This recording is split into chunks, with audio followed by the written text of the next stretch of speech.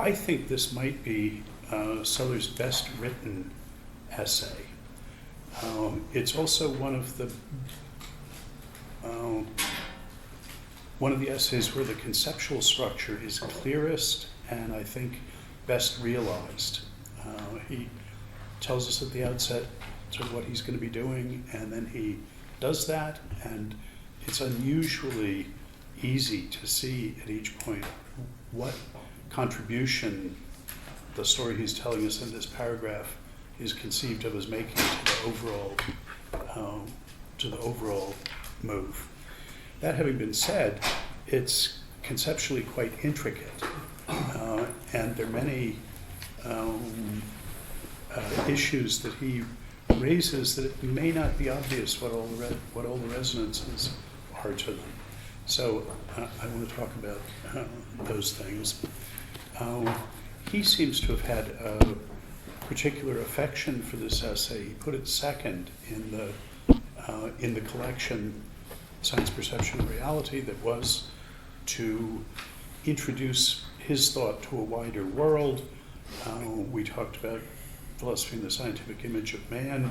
He started this off not presenting his philosophical views so much as his metaphilosophical views, his views about what the philosophical enterprise is.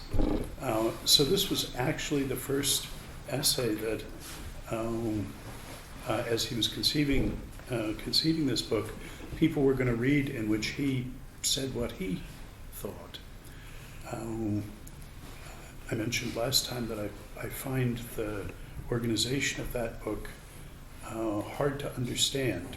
How he could have thought that the phenomenalism essay was to be read before empiricism and the philosophy of mind, I don't understand. It seems to be so clearly an addendum that makes sense afterwards.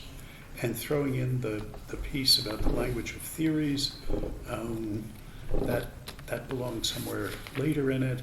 Okay, the stuff on nominalism, that should be towards the end, but I don't have a good sense of an overall organizational strategy. But I'm sure it was not accidental that he picked this essay to sort of introduce his thought. It's also unusually untechnical, even though he addresses topics that in other places he introduces dot-quoted expressions with illustrative use of sign designs in them and so on. He doesn't appeal to any of that apparatus here. And that's another thing that makes it sort of clearer and more straightforward to read. Now, the official topic of this is Thomistic philosophy, which one might have thought was about as dead a philosophical approach as it was possible to have, particularly from someone who's coming from the new way of words, as he's saying it. But it turns out to be a wonderful test bench for him. And I think if you look at the very last quote on page 8 of the handout, I put a long paragraph that's the first paragraph of a later essay in Science, Perception, and Reality, the one on particulars. He says there's two obvious ways in which a philosopher can attack a theory he believes to be mistaken. He can seek to reduce it to absurdity by developing its implications and showing them to be either mutually inconsistent or incompatible with the incontrovertible. Or he can attempt to trace the error back to its roots and show why those who defend it have been led to speak as they do. Of the two methods, it's clear that only the latter is capable of definitive results, that diagnostic one. By the use of inadequate medicaments, one can often cure the symptoms while leaving the disease untouched. And by exposing the absurdity of a theory, one can often prevent philosophers from espousing it, at least overtly, though only too often they react to a proof that their theory conflicts with obvious common sense by piling a pelion of paradox on the original ossa. I had to look this reference up. it turns out that when the twins Otis and Ephialtes attempted to storm Mount Olympus to get to the gods, they did it by piling Mount Pelion on Mount Ossa, two of the neighboring mountains to Olympus, whence the idiom to pile Pelion on Ossa. This, I'm quite sure that other than this, I have never run across these terms in my life. So here we have this. But all right, by piling a Pelion paradox on the original Ossa. Even should the theory be abandoned, at least as an article of overt faith, the root confusion is left untouched by this method, and like many a versatile disease, finds other ways of making its presence felt. Indeed, to change our metaphor, philosophers can often be observed to leap from the frying pan of one absurdity into the fire of another, and from there into the well of a third, and da capo, as long as the fundamental confusion remains uncovered. Well, what about da capo? That's from music. From the beginning. Yeah, it's an Italian musical term, literally from the beginning, meaning repeat it. This I have heard, but I can't say it's common. So look, he's saying, there's a deeper thing to do than just show that some view is silly.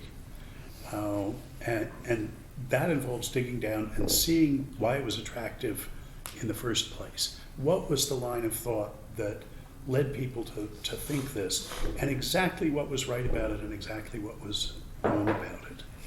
And here, he's certainly thinking of diagnosing the myth of the given and thinking, just showing that givenness is a confusion, that you shouldn't talk this way, isn't going to do the job that he wants to have done.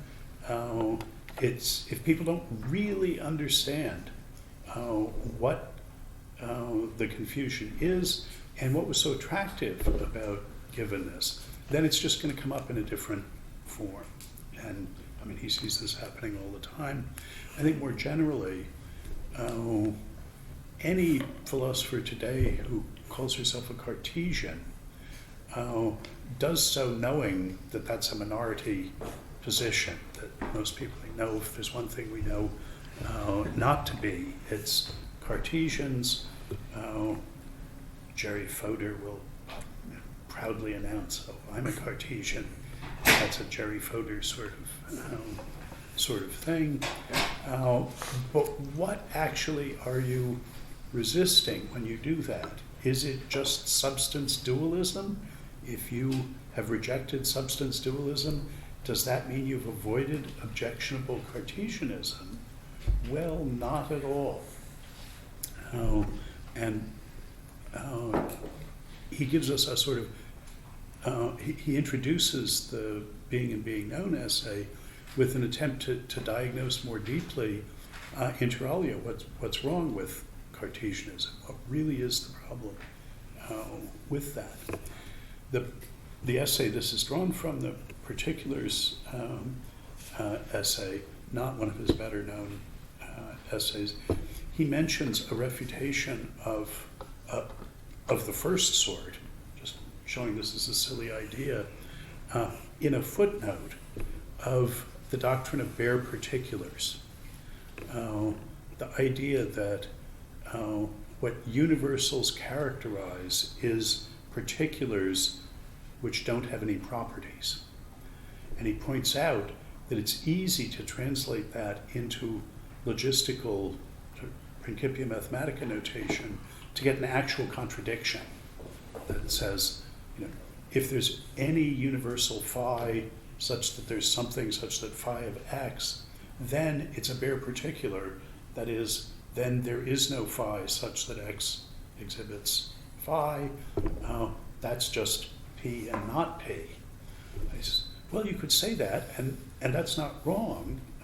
It is ultimately an unintelligible doctrine, the doctrine of bare particulars.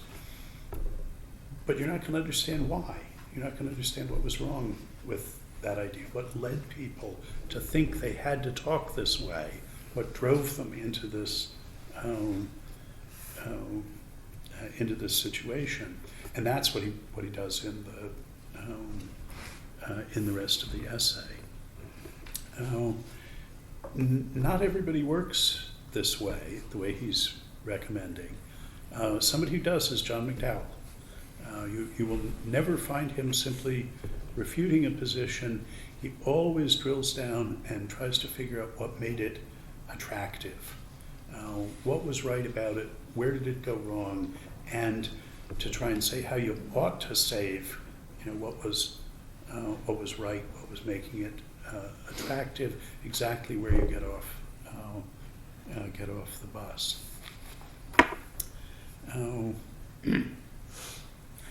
In this case, the essay falls into two parts. He even labels one of them Part 2, even though he doesn't label the first one Part 1.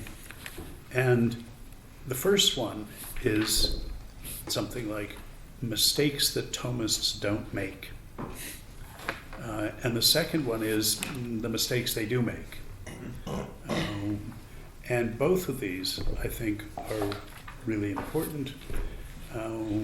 The second half of Part 1 is an account of how he thinks we should think about sensation, or what an EPM is, sense impressions. And the positive view he's putting forward is familiar from EPM.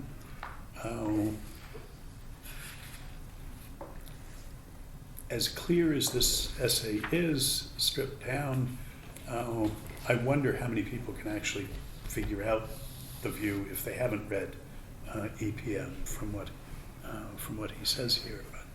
But there's sort of two features of the view of sense impressions that he really wants to focus on, and they only come up sort of later in, second half of EPM, so there's a point to this. So if you look at how he starts the essay, I'm going to be defending the thesis that knowledge involves an isomorphism of the knower with the known at both the sensuous and intellectual levels. I'll argue that the Thomistic tradition has an oversimplified conception of this isomorphism, since many of the characteristic theses of this tradition, e.g. the immateriality of the intellect, are grounded in its interpretation of the isomorphism of knower and known. The question as to whether this interpretation is correct is central to the evaluation of the Thomistic system. So that's, I think, a clear account here.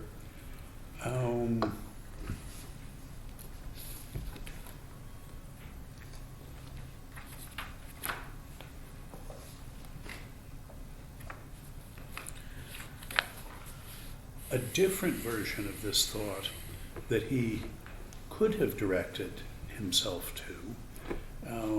He wrote this as an occasional piece to give at the Catholic Philosophical Association, and so it was a bit of intellectual generosity to go there and take Thomism seriously, even though what's characteristic of Thomism is to reject modern philosophy root and branch.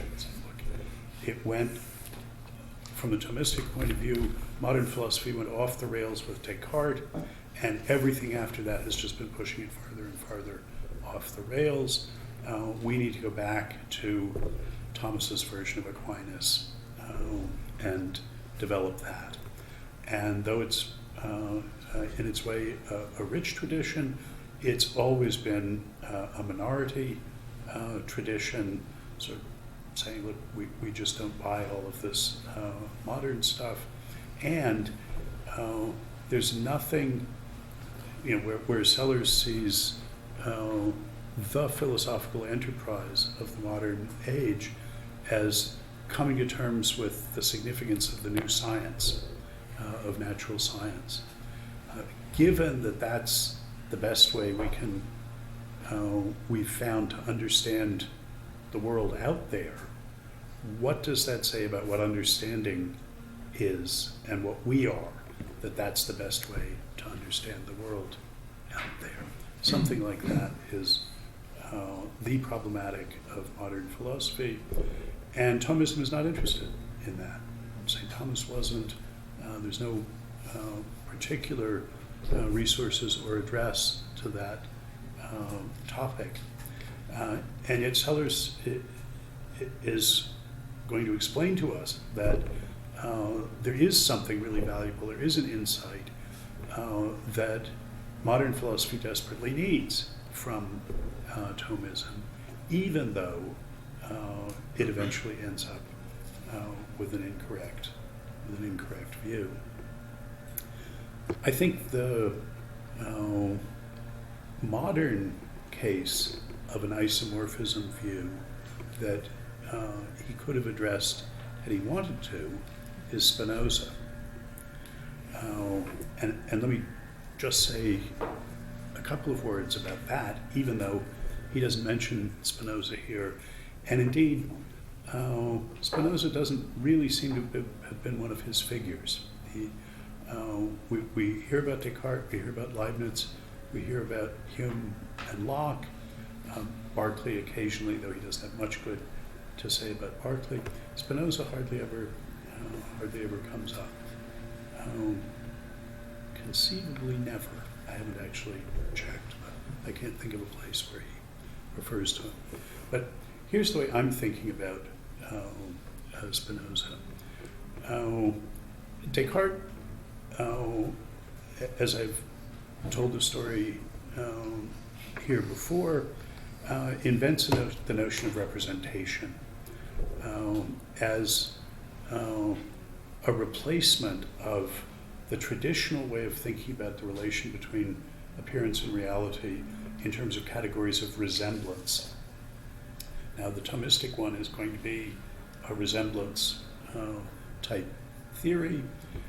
Descartes invents this much more abstract notion of representation, where resemblance is a matter of sharing of some properties as between picture and pictured. Representation is a more abstract relation. It was needed because if we look at Galileo's mathematical, geometrical representation of the world, he is, as Descartes taught us to say, representing a period of time by the length of a line, the acceleration of a body by the area of a triangle. There just aren't any resemblances there. There's no shared properties in it. And yet, this was the best way to understand the natural world. Descartes didn't have an explicit theory of representation. The initial characterization of thinking substance is that it consists of pensées, thoughts, which are tantum rem, as if of things. That is, that are by nature representings. And everything that wasn't by nature a representing was simply representable. Was at the other end of this representing relation. And he was struck that if we knew about the other stuff by representing it, there had to be something that we knew about non-representationally, namely the representings themselves. Because there'd be a regress if we could only know about a represented by having a representing of it, and only know about that representing by a representing of it, and so on. If there's representational knowledge of something, there has to be non-representational knowledge of something. And his thought was, well, these mental representings represent themselves. You don't have to move to a representing of them. They're something that we're immediately aware of without the mediation of a representing of them. And then he's off to the Cartesian races. The young Spinoza is set on fire by this new notion of representation, sees that mathematical science requires a notion like that, is unhappy with Descartes' throwing up his hands and simply treating the notion of representation, in effect, as a primitive. But he also sees that Descartes has the conceptual raw materials for an account of representation. That if you look at what Descartes does in his principal work, his mathematical and scientific work, instead of what he says about it in his own philosophical work, you see in Cartesian geometry a paradigmatic model of representation, where you can represent geometrical figures by equations, by linear strings of symbols, no resemblance between the equation x squared plus y squared equals 1 and a circle, or x plus y equals 1, equation of a line. But Descartes showed that the fact that the circle and the line intersect in exactly 2 places, 2 points, is the same fact as the fact that those 2 equations have just 2 common solutions. And Spinoza had the idea then that representation ought to be understood in terms of the global isomorphism of the algebra and the geometry. That the big advance over traditional resemblance ways of thinking was to move from a local to a global sharing of structure, where the local sharing of structure, the form in an Aristotelian, or for that matter a Platonic form, or in scholastic, paradigmatically Thomistic form, instead of thinking of item by item resemblance, sharing of a form, it was the overall structure of the algebra and the geometry that were the same. So there was a systematic way of translating algebraic facts into geometric ones and geometric ones into algebraic ones, but you had to look at the mapping of all the algebraic symbols onto all the geometric symbols in order to see it. If you just looked item by item, you couldn't understand it. Spinoza epitomizes this, so I'm talking about his principles of Cartesian philosophy, this early work, but he epitomizes this thought at the opening of his Ethics by saying the order and connection of things is the same as the order and connection of ideas. That's the sense in which ideas can be about things, is that there's a global isomorphism. The ideas only are what they are because of their order and connection with other ideas.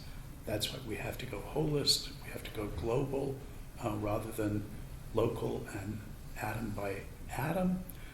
And then there's a global isomorphism. The order and connection is the same if we look at them globally and holistically, and that sets up a correlation between items in the order of thought and items in the order of extension. So Spinoza says this is just good Cartesian doctrine. Descartes produced all of these conceptual raw materials, but he didn't put them together in the way that Spinoza would. So Spinoza also has knowledge involving an isomorphism of the knower with the known. That's his idea, but he's gone holist with it. So the isomorphism has to be of the whole system, not item by item. Kant, in effect, when he looks at Spinoza, says, well, the order and connection of things and the order and connection of ideas, they're not exactly the same, because the order and connection of ideas is a normative order, whereas the order and connection of things is a causal order. And though there are relations between those, they're not just the same. What distinguishes the Kantian take from the pre-Kantian moderns is an appreciation of the distinctively normative character of the order and connection of ideas. I think it's worth keeping that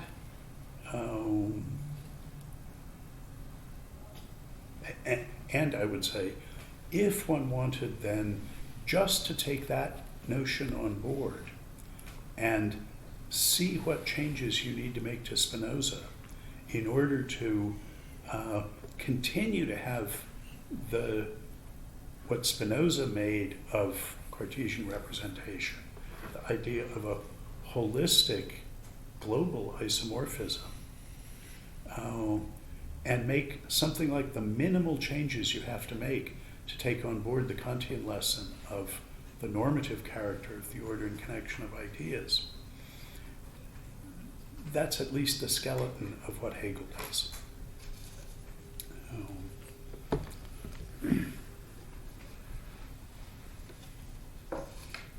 Now, that move is analogous at a pretty high level of abstraction to what Sellars is going to do to the Thomistic notion of isomorphisms here.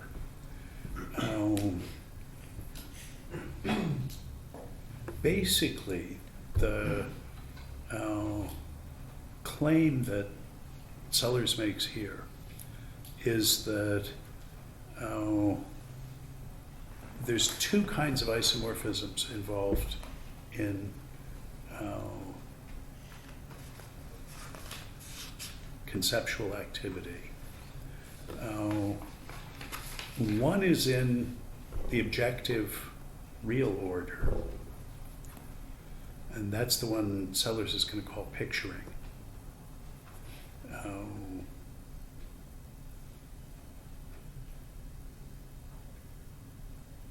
And the other is in the conceptual order, and that's what he calls signification, and says, think of that isomorphism as the one that underwrites translation. And he's going to say the Thomistic view was right to invoke isomorphism as the key to how concept use can provide knowledge. But it systematically confused these two isomorphisms.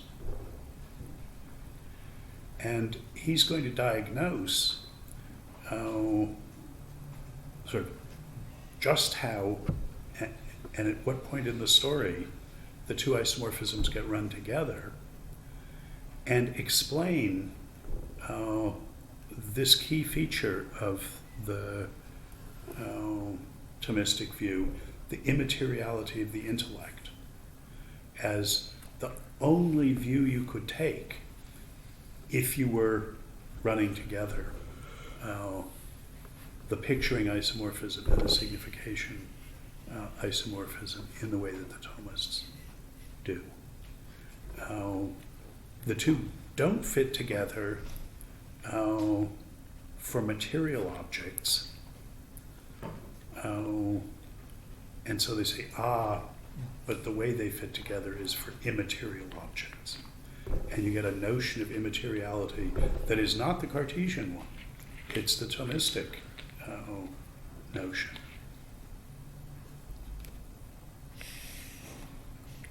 So that's an overview of where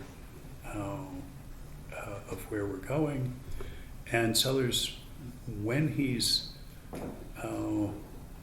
distinguished these two kinds of isomorphism and described how he thinks they're related,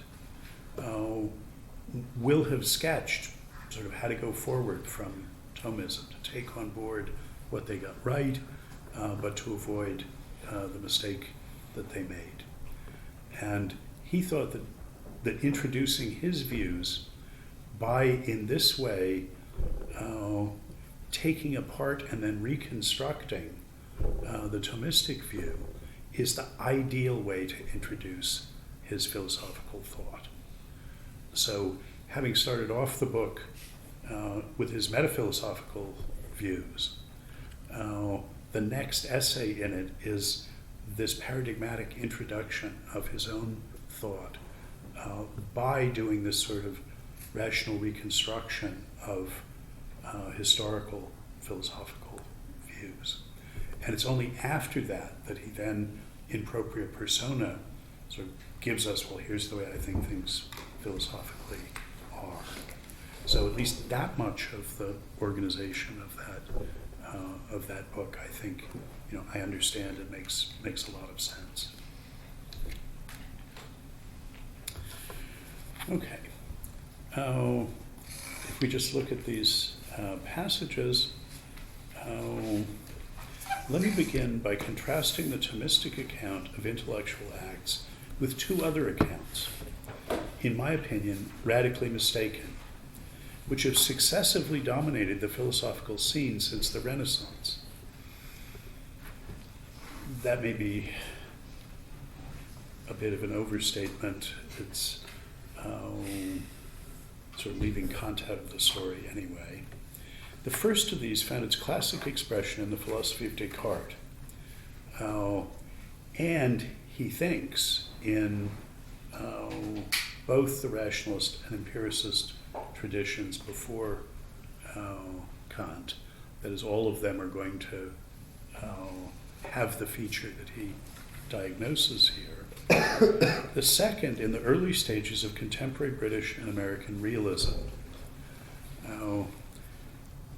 By the time he's writing this in 1960, not only does nobody care about British and American realism, but most people can't even remember what it was. But he's talking about a phase of Bertrand Russell and the Brentano-Meinong tradition in Austrian and German language philosophy. Not very similar views. The one is a realism about the objects of thought, and the other is a contracted view that has the object of our awareness really only being our own thoughts, not the things that we're thinking about, that we only know about in a mediated, representational way. So right off the bat, Sellars is assimilating two traditions that you would not normally lay alongside one another. But that's sort of the point. He's going to say there's a common mistake that they're making, and the Thomists don't make that mistake. But by seeing how two views that are as different as Cartesianism and this kind of realism, what structure they do have in common, he's hoping that we'll be able to diagnose later versions of it. And I actually think he should have made a lot more of this point than he does. He's using it to get on to where he's going, but I'm going to suggest more recent views that share this structure that he's diagnosing here. They have in common the idea that intellectual acts differ not in their intrinsic character as acts, but by virtue of being directly related to different relata. So, the thought of X differs from the thought of Y, not qua act of thought, but qua related to X as opposed to Y. The two positions construe the status of these immediate relata differently. For the Cartesian, the immediate relatum is an object having being for mind, or objective reality. Descartes took over scholastic terminology. Joe Camp, my former colleague in this department, has a wonderful essay called Descartes, the Last Scholastic, that focuses on this feature of Descartes' view, that the Son has, in the scholastic terminology Descartes took over, formal existence sort of out there in the sun. It's so cloudy, gray here, I don't know where to point to say that, but out there somewhere is the sun in its formal existence. And my idea of the sun is the sun in its objective existence. That objective is not the way we post-Kantians would use that term, but meaning as an object of mind. Whereas, now these passages are sort of jumping forward a little bit, skipping things. Whereas the Cartesians postulated a domain of contents to mediate between the intellect and the real order, these are the contents of our thoughts, the extreme realists of the early decades of the present century expanded the real order to include all items which had puzzled previous philosophers into the theory of contents. Thus, non-existent objects and states of affairs found their place in the real order by a distinction between existence and subsistence. So that way of putting it is Russell's. And Russell is saying, look, your thought of a granite mountain and your thought of a golden mountain are, as thoughts, just on a footing. And they're each the thoughts they are because of their relation to, in the one case, a granite mountain, and in the other case, a golden mountain. The fact that there is no golden mountain in actuality, whereas there is a granite mountain in actuality, is just a difference in those relata, that the granite mountain exists and the golden mountain only subsists. And this is basically the view of Brentano's student Alexius Minon, that anything you can think about subsists, but only the things, but only some of them exist. And the reason you can make mistakes is because the thoughts don't tell you whether the thing they're related to, the object of thought, merely subsists or also exists. That's a difference sort of out there at the other end of the relation, not here. And similarly for the Cartesian, there's no difference at the level of thought between thoughts that represent something that's really out there and thoughts that purport to represent something that isn't there. That representational relation is added to the content of the thought that you've got. And that's why you can be mistaken, is you don't know what your thoughts are related to.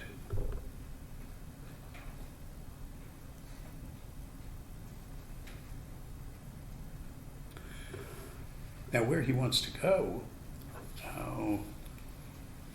next passage, this is in section 7. But what's the alternative if we don't have one of those views?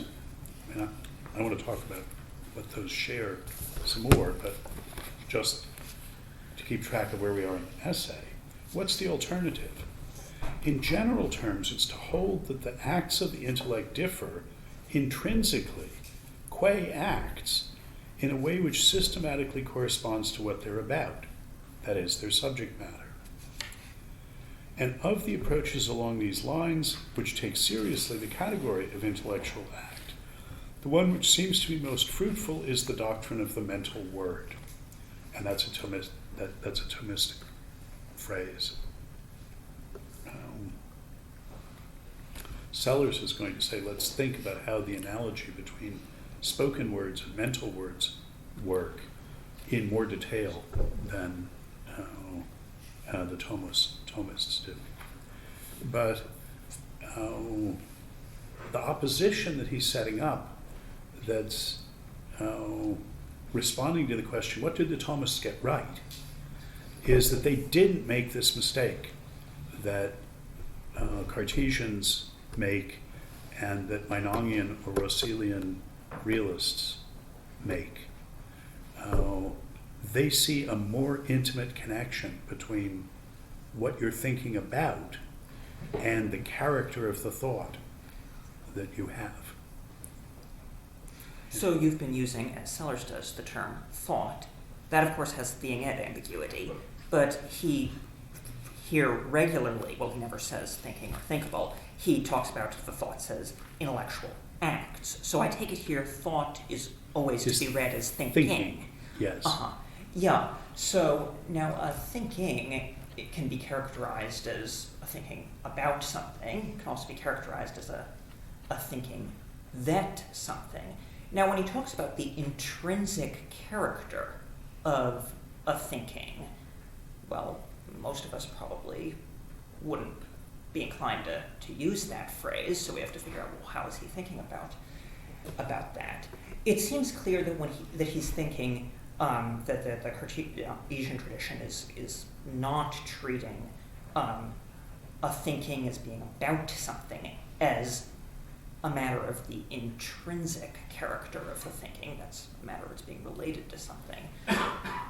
But what about a thinking being a thinking that something?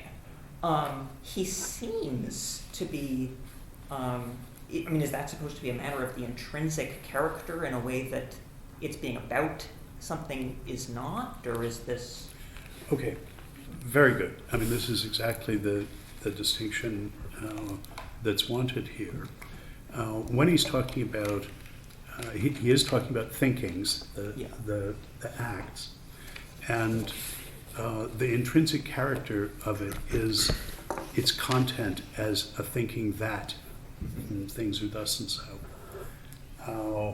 And the question indeed is, what's the relation between that and what it's a thought about? Mm-hmm. So let me step slightly back and mention this distinction that Douglas has invoked here. In the very opening of Searle's book called Intentionality, he says intentionality comes in two flavors, depending on whether you're answering the question, what is it a thought of or about? That's the object-oriented notion of intentionality. Or what is it the thought that? Asking for the contentfulness of it. One of the troubles is with Searle's book is that he doesn't try and think through what the relationship is between those. He's trying to talk at a level that is essentially generic between those. And Sellars here is focusing precisely on this difference. I sometimes talk about this as that intentionality and of intentionality. And the disconnect that he's saying Cartesians and realists have is that they say you can know everything about the that content That's the intrinsic content of the intrinsic character of the thinking. And that doesn't yet settle what it's about. What it's about is a matter of the relation that these contents, thinking that things are thus and so, stand in to something outside of them. And the contrast is with views, paradigmatically mental word views, that say, no, what the objects are that it's about is part of its being the thought that, well, things, those things are thus and so. So the distinction exactly is whether you build the of intentionality into the that intentionality, or whether you separate them and see the of intentionality as a matter of an external relation that the content of the thought, the content of the thinking, what is thought, bears to its objects. Sick. Not how I'm reading this at all. Because I was thinking that even the propositional contents, that contents are still falling into the. So I mean, I took it that sort of traditional sort of views that think of thinking that P as being related to some propositional content, which is in some way extrinsic to the act of thinking. So there's the content and there's the act of thinking it. That still falls in within the target range of this general characterization of what these views have in common. And so that's just a very different way of thinking about what he's Okay. here. But. I mean, I want to say it depends on sort of how you're thinking about those propositional contents. The key issue is whether everything could be just as it is with the thinking in the case where the thinking is related veridically to an object and the case where it isn't. That's the objectionable sort of shared thing here. So, the Cartesian mind could be just the same, whether all of its representations in the sense of things that purport to represent, so think about my rabbit ideas, whether those are true or not. The contents of my mind could be exactly the same. And Russell and Meinong are thinking, yes, there's no difference between my mountain thoughts that really correspond to existing mountains, because all that I get a grip on from doing the thinking, from having this thinking, is the objects of thought, the subsistence. In sort of contemporary parlance, is there like a distinction between an externalism and internalism about thinkings here? That everything could be the same in some sense internally, but whether or not the thing obtains where the object is as the thought says it is? Exactly. Okay. So, I mean, I said that I wanted to mention some contemporary versions, more contemporary versions of this.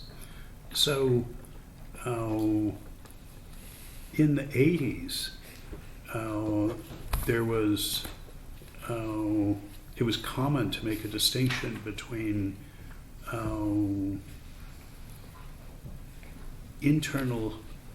between narrow content and wide content, where In Putnam's version, for instance, narrow content is what you share with your doppelganger on Twin Earth. Twin Earth that's qualitatively indistinguishable from Earth, but where the watery stuff that you drink and that fills up the ponds and oceans has chemical constitution XYZ instead of H2O. And the claim is, well, if you were swapped back and forth between Earth and Twin Earth, you couldn't tell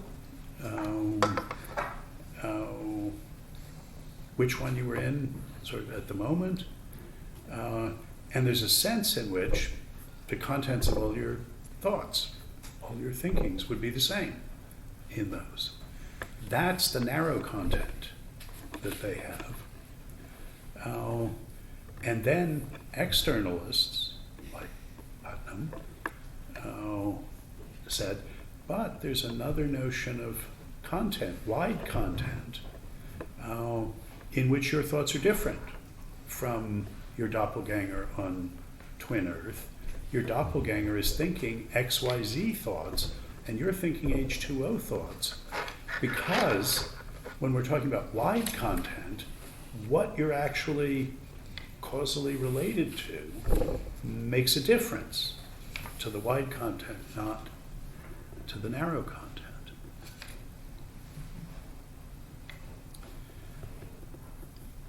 Any view that allows a notion of narrow content is going to go in a box with the Cartesians and the Meinongian and Russellian realists here. The way McDowell puts this point is to think about the argument from illusion, where we're looking at parallel cases where, on the one hand, I'm really looking at an elliptical disk and seeing that it's elliptical, and in the other case, I'm looking at a circular disk, but it's tilted unbeknownst to me and looks elliptical.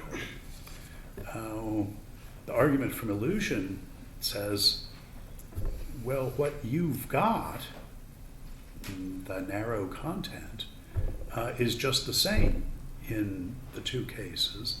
The only difference is this external relation to the object, which in the one case is a veridical relation and in the other case is not. What it's external to is the content of the thought.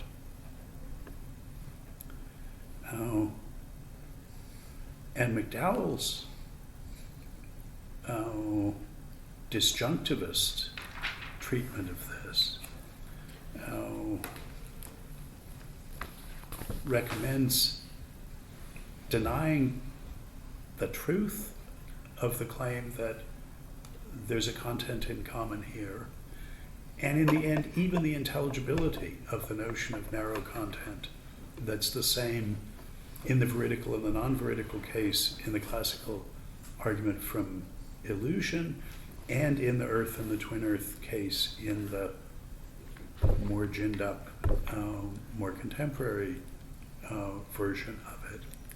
And to claim that in the case of the elliptical and the circular disk, the contents of your thoughts are different in those two cases. What they are thoughts of is an integral part of the content of the thought you were thinking. The only thing those thoughts have in common is that you can't tell them apart. But that fact is external to the contents of them. That says that you can make mistakes because those contents of your thoughts are not transparent to you in the Cartesian way.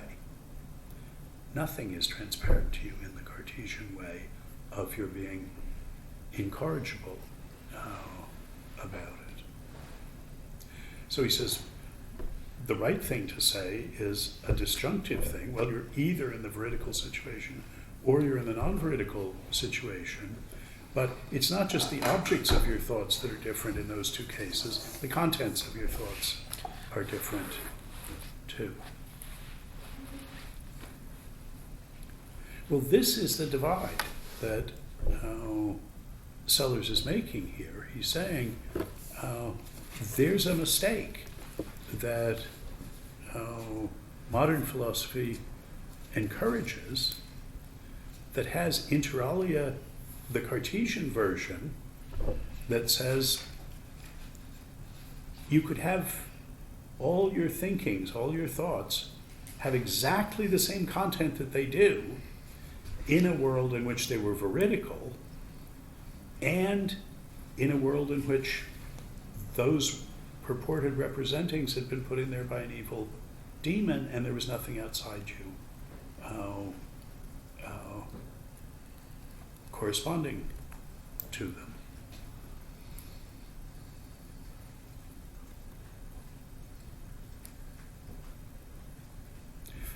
McDowell's view is that if you have any notion of content that's narrow in that sense, where thinking the thought you're thinking doesn't support any conclusions about what you're thinking about, there's that kind of division, then knowledge is going to be unintelligible.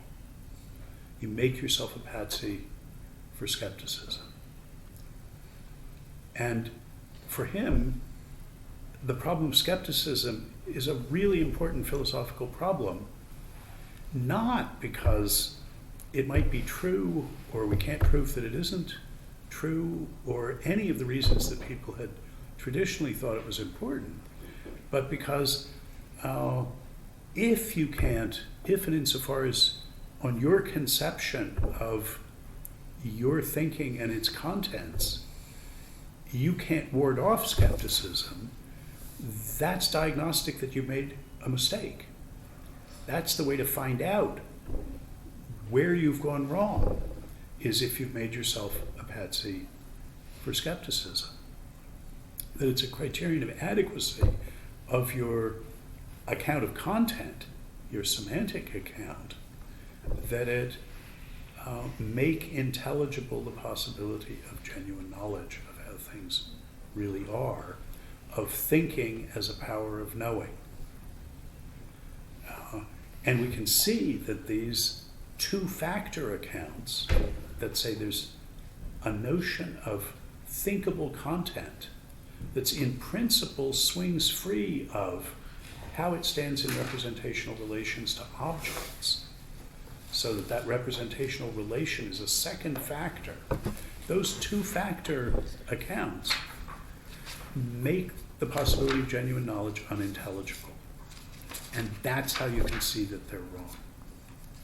So rather than skepticism being something that, we need an argument to refute the skeptic, it's important in this diagnostic way. But anybody who believes in twin earth arguments is on the wrong side of this divide. At any rate, not on the same side that Sellars and McDowell are on. So it's not just these quaint, well, I'm not a Cartesian, these Cartesian and Meinongian say, well, I don't believe that golden mountains exist just because we can think about them, and I don't believe in an immaterial intellect that doesn't causally interact with extended things. I'm not a Cartesian, I'm not a Meinongian. Well, if you believe in twin earth arguments or brains in vats, yes, you are. I think I mentioned McDowell's response to brain in vat arguments is our brains are in vats. that's why it's important. That's how we can tell that we aren't our brains. So this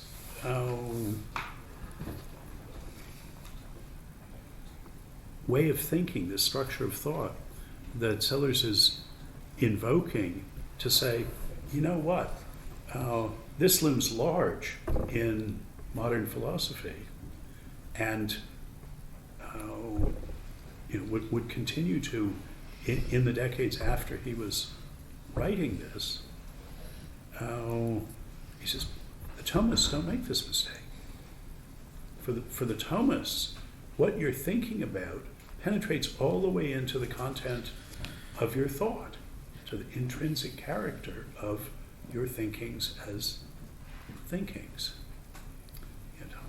How related, I'm trying to figure out in what way that this sort of thinking is related to Sellars' nominalism and his view that in one important sense, all there really is are the particulars, and there's no such thing as propositions as facts in the same sense as there are as particulars. You can kind of get a sense in which, I can kind of see a sense in which making then the distinction between contents and the objects that they are related to is kind of misguided. How does that fit in, if at all, here? Well, I mean, I think you're dead right to ask this question, and it goes really deep in his thought. I mean, I've been throwing up my hands at standing up for him in this, what exists in the narrow sense, only being particulars, precisely for the sort of reason that he's acknowledging here. That makes it seem as though, well, the real order has those things out there that we're related to. The contents we're thinking about them, the propositions that we're thinking about, well, those are in the conceptual order, in the order of thought, so are only in the world in the broader sense in which our linguistic activities and norm-governed doings are in the world. Okay, deny that all these things in the conceptual order could be just as they are, even if the real was not, the objects were not as they are. Nonetheless, how are we going to understand our thought as genuinely being about those things? It seems dualistic. So, I think the question you ask goes right to the heart of his system, but I don't know how to give a response to it. Yeah. So we're thinking about the intrinsic character of thinkings. So you've been suggesting that he's criticizing views which place of intentionality and that intentionality on different sides of the divide as to whether it's part of the intrinsic character of the act of thinking. But I mean, certainly there are people today who will think about something that they might be tempted to call the intrinsic character of an act of thinking, where not only will what it's of not be part of the intrinsic character, what it's that won't be part of the intrinsic character, right? So I'm thinking of people who, go in for identifying thinkings with neural events, and they may think, well, look, the way you give the intrinsic character of the thinking is by describing it in physical terms, and what it's of, that's not part of the intrinsic character. But what it's that isn't either.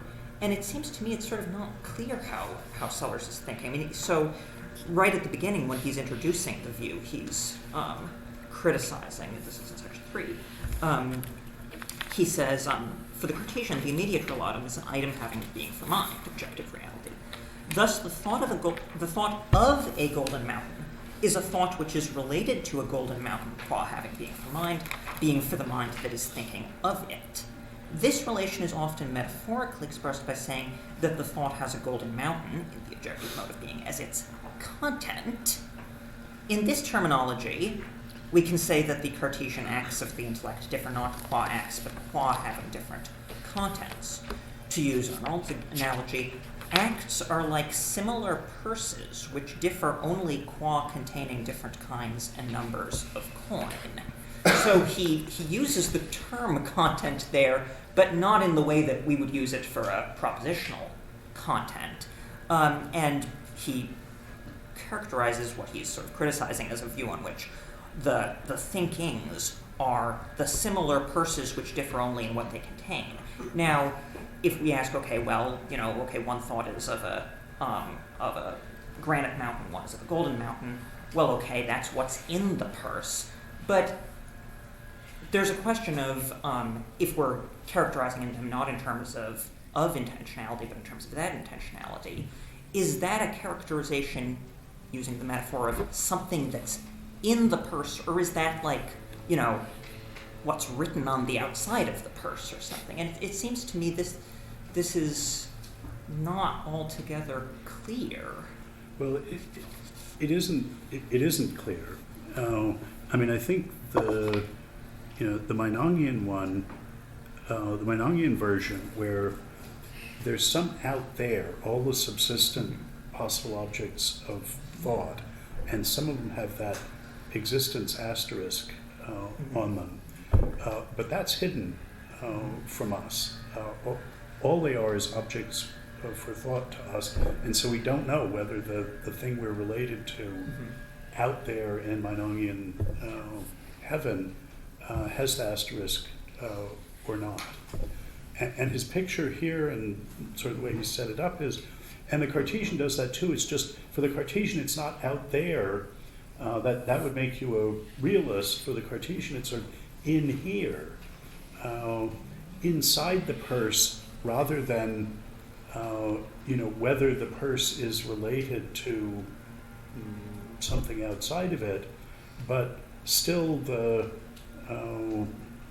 thought that all you've got is the purse. So you can't tell in the one case whether it has one content or the other, because that's hidden inside the opaque purse, and in the other one you can't tell whether this thing that you've got, now we're not interested in its contents, but in its origins, say. You can't tell from this whether you bought this or received it as a gift, maybe for the Meinongian. That's the way I think Sellars is thinking about this. And so putting this in terms of that and of is adding an element that he hasn't added to this. Let me throw one more piece of the puzzle in here.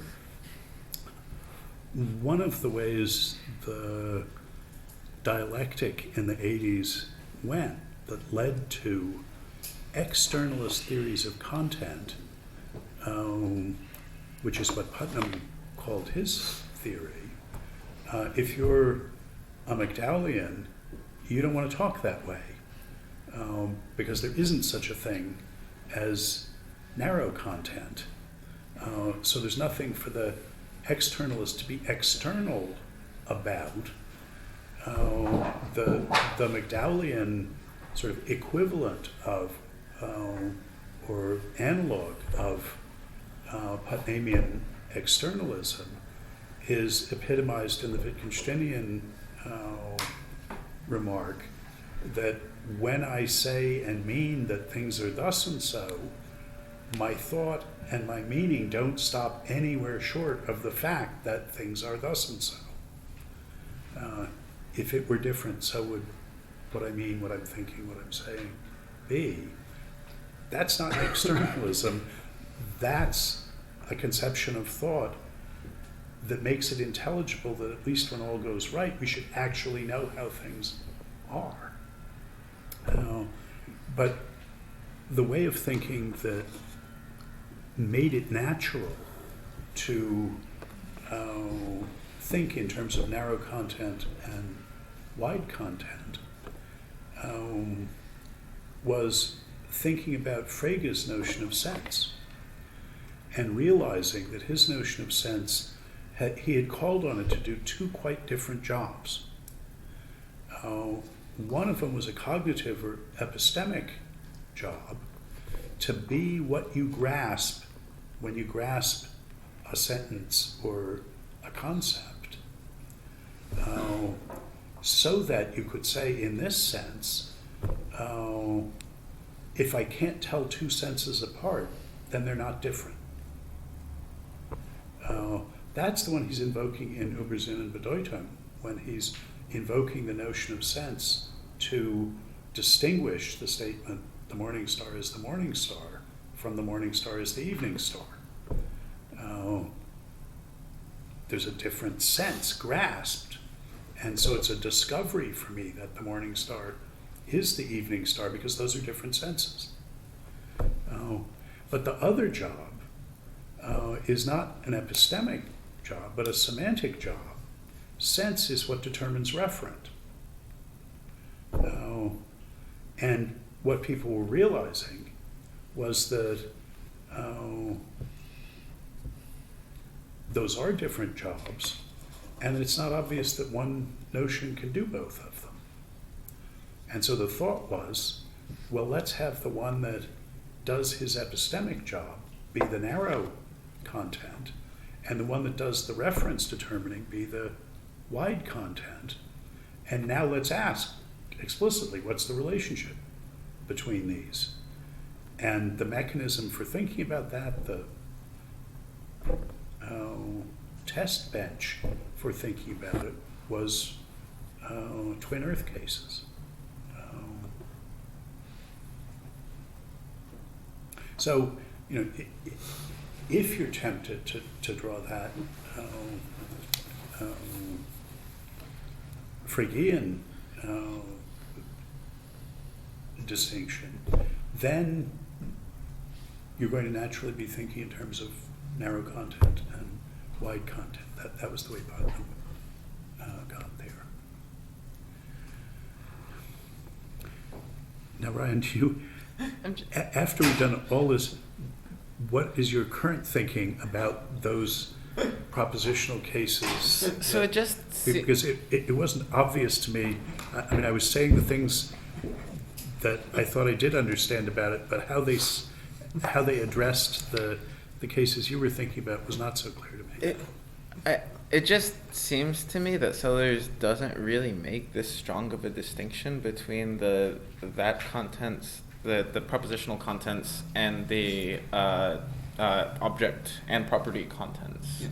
So like in Science and Metaphysics, he treats them like all on par, and I take it that this mistake can be made with respect to each of these. So I would took it,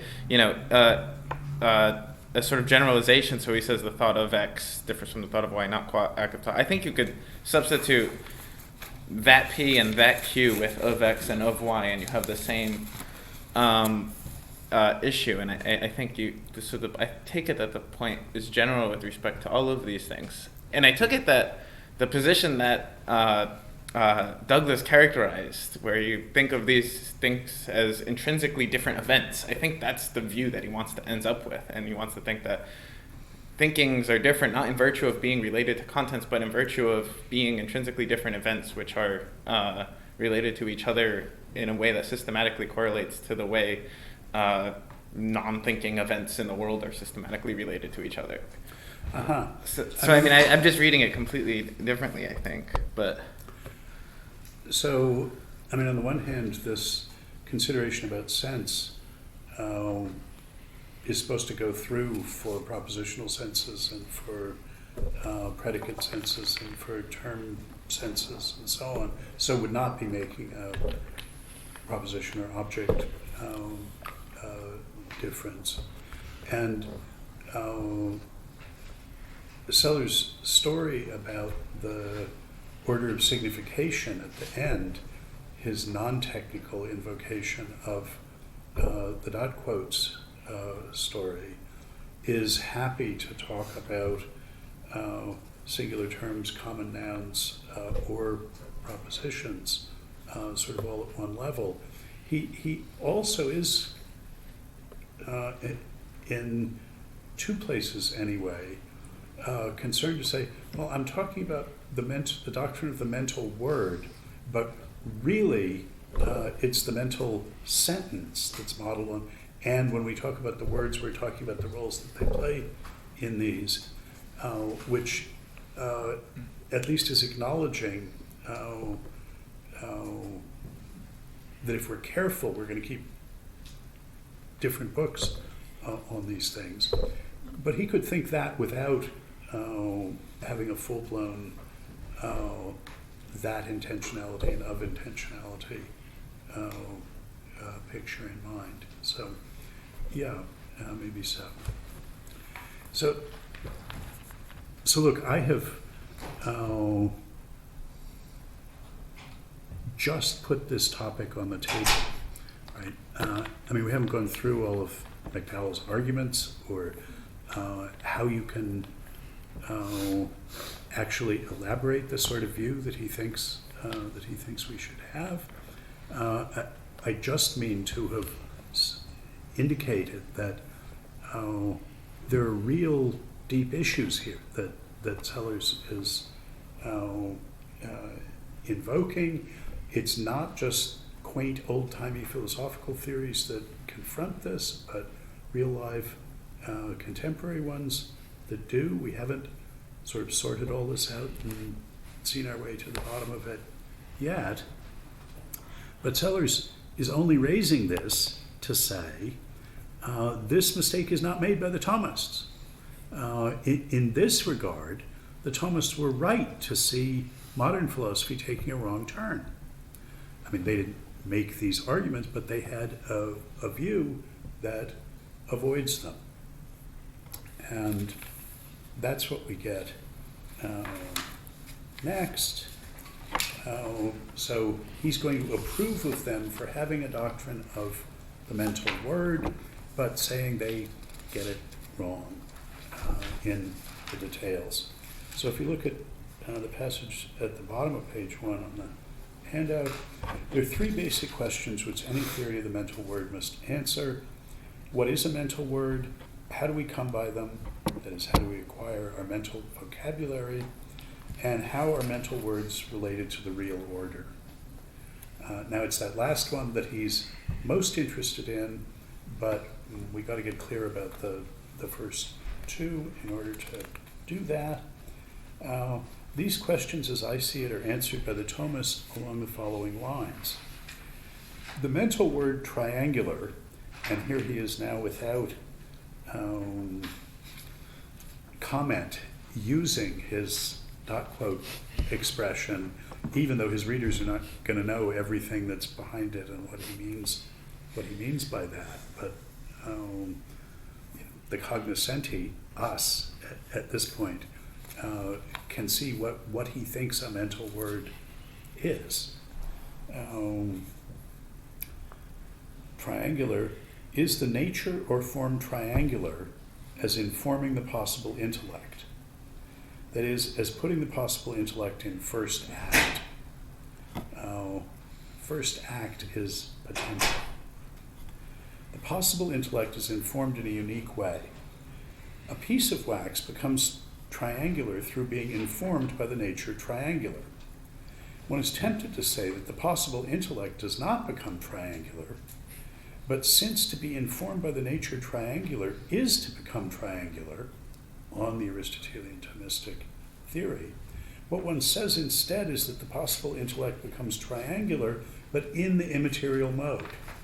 So that there isn't a geometrical triangle, an extended triangle in there, but it's just like imposing it on the wax where there is, except it's not wax, it's not extended, it's in this immaterial medium.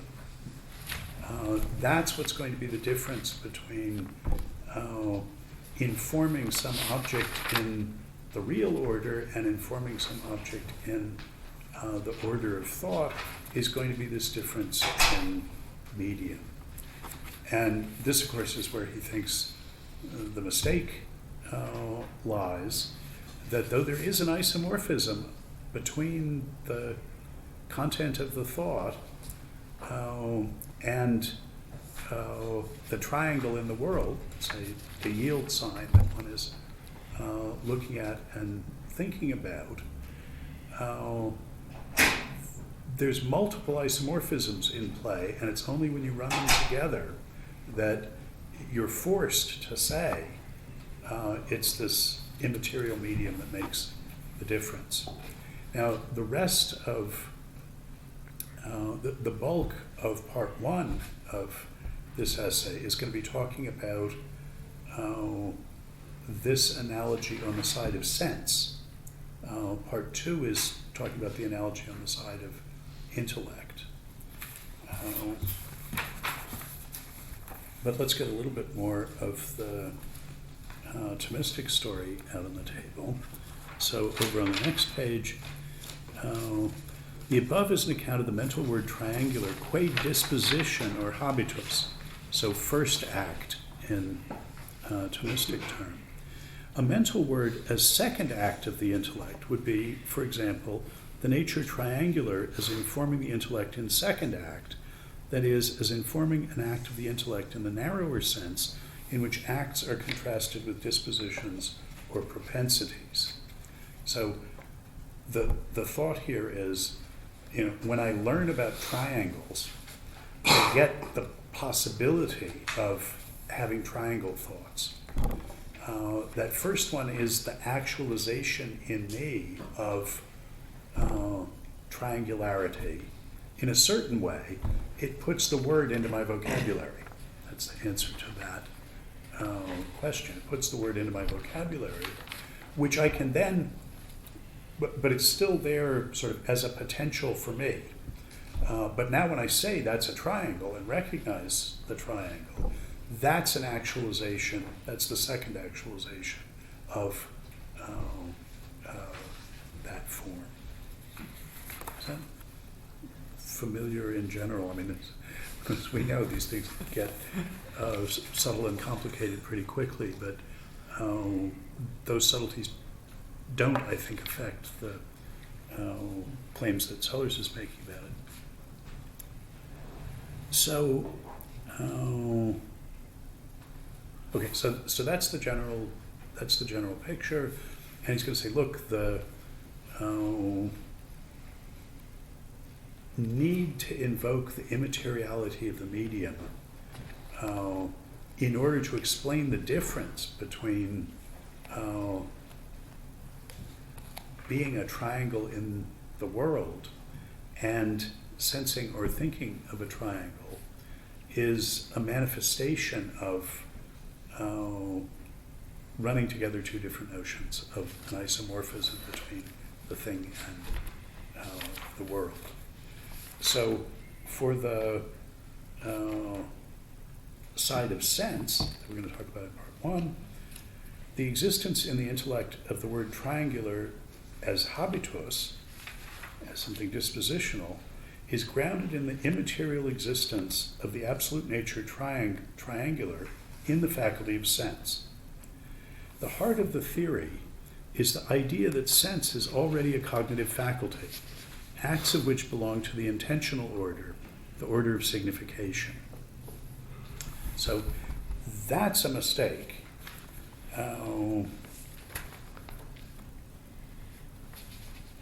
In the case of both sense and intellect, the word triangular is in the faculty by virtue of the faculty being immaterially formed by the absolute nature triangular, and both of those are thought of as cognitive.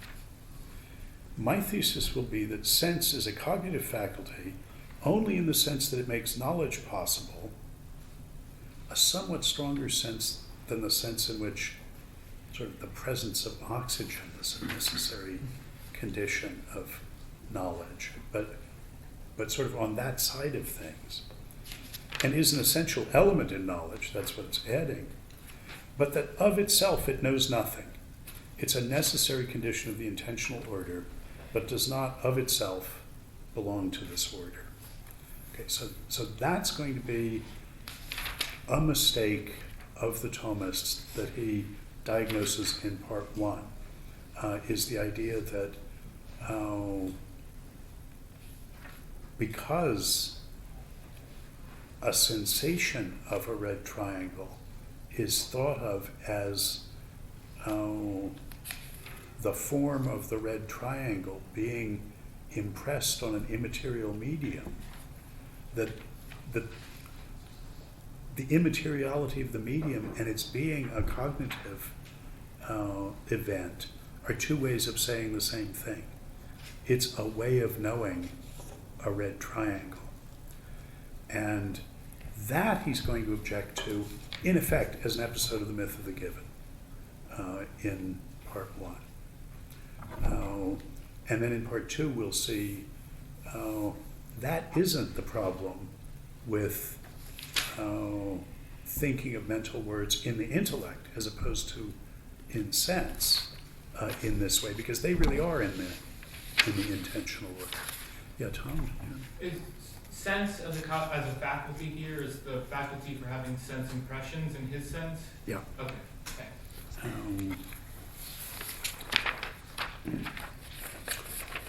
So we're at least familiar with the idea from EPM that having a sense impression of a red triangle isn't yet to know anything, and that's what he's going to argue here. So he's saying, so that's a mistake that the Thomists are making, and that's a different mistake from the mistake that they're making in thinking about the imposition of a worldly form in intellect, because the thought that the yield sign is a red triangle is in the intentional order, is a cognitive matter. So it's a different mistake. He says there are many reasons for the plausibility of the idea that sense belongs to the intentional order. The ease with which sensation can be confused with the unreflective perceptual judgment which is built on it, the sensing of a red triangle and judging that there is a red triangle are intimately related, and if you confuse them, well, the perceptual judgment is a judgment. That sense makes knowledge possible. As if I didn't have the sensation of a red triangle, I couldn't see that there was a red triangle. Again, those are different things, he thinks, but intimately related, so a danger of confusion, and is a necessary condition of the intentional order. It's primarily due, however, to the fact that sensations have what I'll call pseudo-intentionality, which is easily mistaken for the genuine intentionality of the cognitive order. And now here intentionality, he means of intentionality, I think. Sensation, so the expressions by which we refer to and characterize sensations show a remarkable analogy to the expressions by which we refer to and characterize items belonging to the intentional or cognitive order, the conceptual order. Thus we speak of a sensation of a white triangular thing, and this shows a striking grammatical similarity to the language by which we refer to and characterize thoughts, so we speak of a thought of a white triangular thing.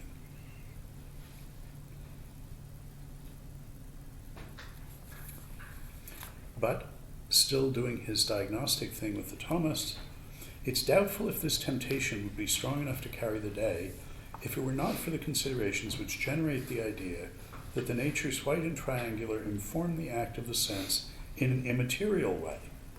For this amounts to the idea that sense in act is isomorphic in the immaterial mode with the object of sense. And I'll be arguing subsequently that there is a sense in which sensations are isomorphic to objects of sense, and that sensations are not white and triangular in the way in which material objects are white and triangular, and so that they're plausible if mistaken considerations which point to an equation of intentionality with isomorphism in the immaterial mode, considerations which are the very source of the latter conception. Okay, so this is intricate, but is it clear how the argument's supposed to go?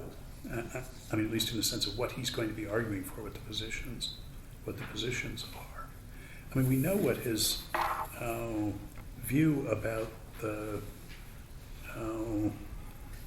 sensation of a white triangle is, from the view about sense impressions in EPM, that there is an isomorphism. He always says that, and that's mathematically that's too strong. It's a homomorphism, but I'm just going to go with him on this. Between the shape and color predicates of things in the physical world, the perceptible shape and color properties of things, on the one hand, and the features of sense impressions, what in EPM he talks about as white star and triangular star, such that the star colors come in a family of exclusive alternatives, structurally analogous to the color properties, and similarly for the shape ones, but the shapes and the colors can coexist. He says a couple of times that the sense of isomorphism that he'll use in talking about these is the sort that's made precise by the logic of relations. So he's thinking, if we just think about n-ary relations and the things that are their relata, what we could express in first order predicate calculus about them, that's what we've got. These days, I think we would say, take that theory of colors and shapes in the physical world, so write down the theories about what can happen and what cannot happen, ramsify it, and you'll find these star color properties and star shape properties will satisfy the same ramsified theory. That's the notion of isomorphism that he's got. Now the other point from his own thought that he's introducing here, this is in the middle of page 3 on the handout. What is perhaps new in the account I'm proposing is the idea that direct self-knowledge may essentially involve analogical concepts. That is, that the concepts in terms of which we have what's often called reflective knowledge, I think would be better, of our mental acts are analogical extensions of concepts pertaining to the public or intersubjective world of things and persons. So, just to remind you of the view from EPM here, to be directly aware of something is to apply a concept to it, non-inferentially, that is, responsively or not as the result of a process of inference. And the question is, what concepts do you apply to it? And he's saying those concepts that you apply to your own experience, which you can have immediate awareness of, that awareness of something white, of a white triangle,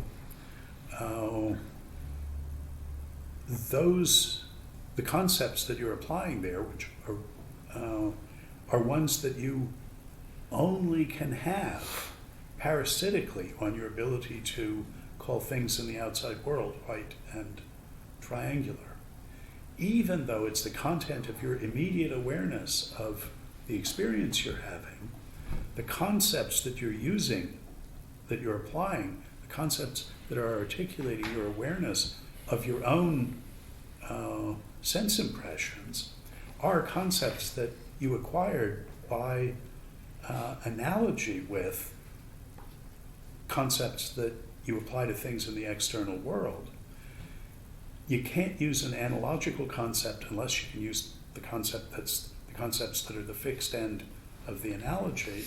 That's why you have to be able to use is-talk about the external world in order to be aware of you're having a sense impression of a white triangle.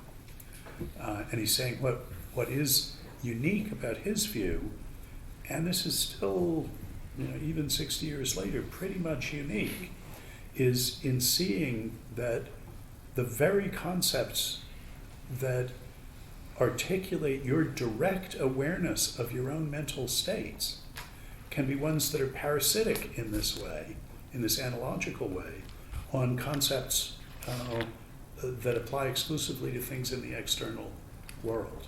So that you had to learn how to talk that talk in order to have the mental word. This parasitism argument. This is a distinctively Sellarsian claim. Now, it really only matters here because having criticized the Thomists' treatment of a sensation of a white triangle, he wants to say how you should think about it, how you should think about those mental words. So he says a little bit further down in these passages, one can't have one mental word in one's vocabulary without having many, because it's the inferential relations among them. If it's green, then it's not red, but it could be circular, and so on. You have to have acquired all of that in order then to piggyback the analogical concepts that you're going to use in talking about your experiences.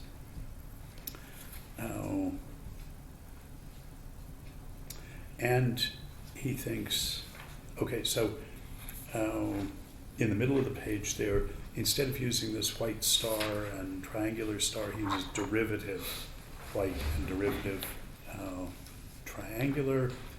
The place of derivative white and derivative triangular in the system of species of sense acts, think of Spinoza, this is a holistic isomorphism that he's talking about, is isomorphic in the structural sense explained by contemporary relation theory, with the place of basic white and basic triangular in the system of the perceptual qualities of material things.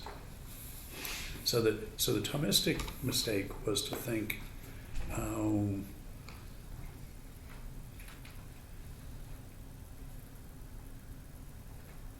that having these sensations was knowing something. It was cognitive. In fact, it's only going to be the judgments which are a kind of thought, not a kind of sensation that are. And in thinking that there was this direct isomorphism between white and triangular and the states that you were in. It's not that there's no isomorphism, but you have to go through this middle step of analogical concept formation in order to understand it. I say how intelligible this was to people who hadn't read EPM, I'm not sure. But you could get a lot out of this essay if all you could see was how he's criticizing the Thomistic one for having gone wrong, even if you don't quite get how he thinks we ought to talk about it. Most of the action, I think, is in the second half of the essay, because it's only here that we're really looking at how the conceptual order meets the real order. And here he does have new things to say. but maybe that's a good time for us to take a break. So why don't we take 15 minutes and come back in 5 minutes of the hour. Sorry for giving you like a puzzled look, but I No, just that's, it is a good question how I guess how to extend, how to generalize the distinction that he's making here at the beginning to cover other views than the I mean, I particular two take that it he's the talking about.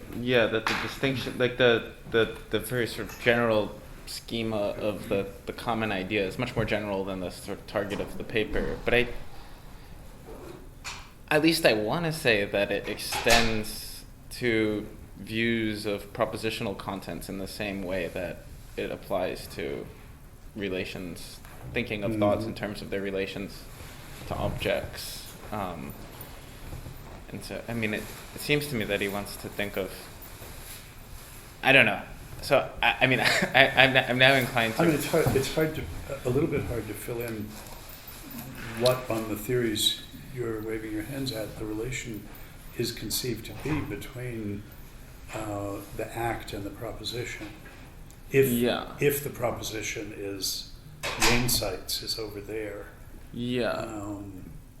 But so like when he like has these charts in the third chapter of like Science and Metaphysics, and he sort of puts them all. He has object senses, the predicate senses, and propositional and sentence level sentences, and he has the of relation just going to all of them, and he says here's this sort of picture that sort of leads us to think that we should understand these acts in terms of these relations, and there's a sense in which we can say that they're of these, but it's all sort of intralinguistically constructed and.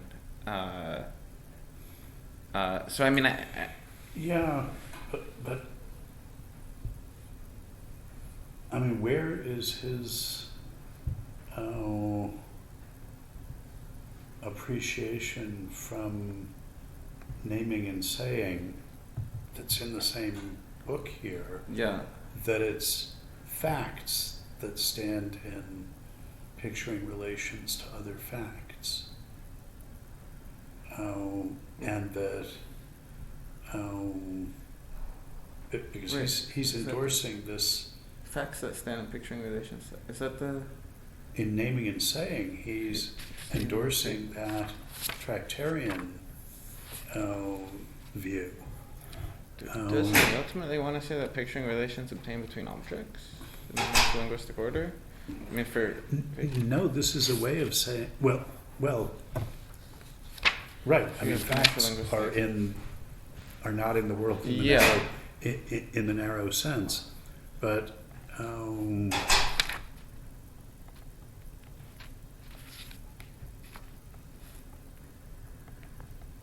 I would have thought that. Well, I mean, maybe that is the right thing to say. Is that the facts? It's just wrong. To identify the signification relation that Wittgenstein calls picturing, which Sellars has on board but calls signification, and that's between facts. So okay, but even there, he should be, when we're talking about those charts that have the individual senses and the propositional senses and so on, he should be marking the distinction that the signification holds at the level of facts and including the Jumblies facts on the linguistic side, the fact that this thing has this property, and only derivatively is mapping objects onto objects. I mean, I'm going to complain later on that when push comes to shove in 53 here,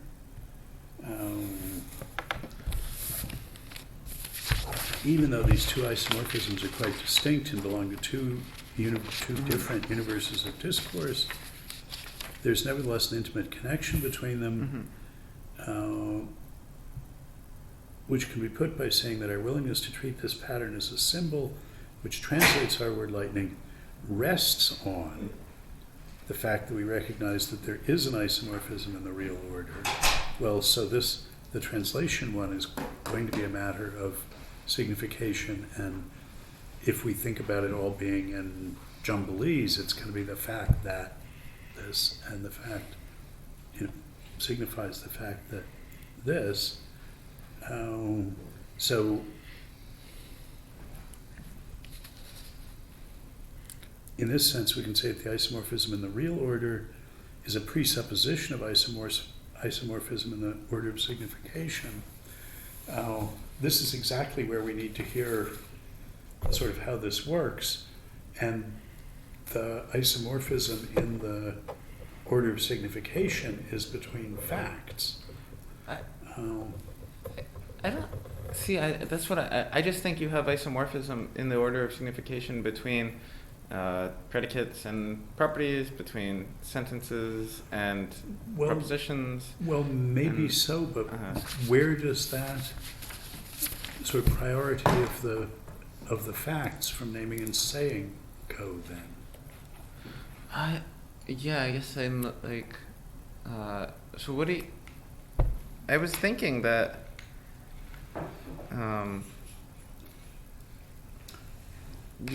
So there's a sense in which any of these isomorphisms within the sort of order of the conceptual or the order of the intentional here depend on.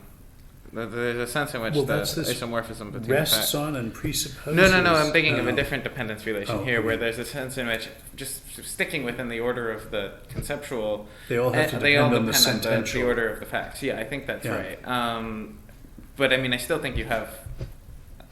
Yeah, I think that. Okay, so the picture isn't representing that, but our question was, I thought, whether he treats those as all on a par or not, and I was just indicating he's got. There's this sense, reason not to, which doesn't mean that he. But has to be shown to make every point that he's making. But it's like in this chapter, he seems to treat them all on par, right? So you have phi x, and these can be uses of singular terms, uses of predicates, uses of sentences, and they're of these senses which are singular term senses, predicate senses, sentence senses, and the linguistic expressions stand for all of these. And does it matter here that he has not so much an idiosyncratic as an idiom of his time in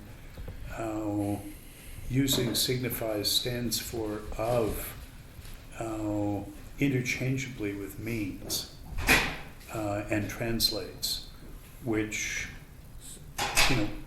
we would not do today. Being sensitive to the difference between Sinn and Bedeutung, as we are. I take it that he's sensitive to. I take it as weird. It's idiosyncratic the way he uses stand for, but I think that's a sense expression, right? So that's like what most people will now say expresses for what he uses stand for and signifies, I think. And so most people use signifies now as a reference expression, but he uses it as a sense expression. That seems right. But I take it he's sensitive to this distinction. So the,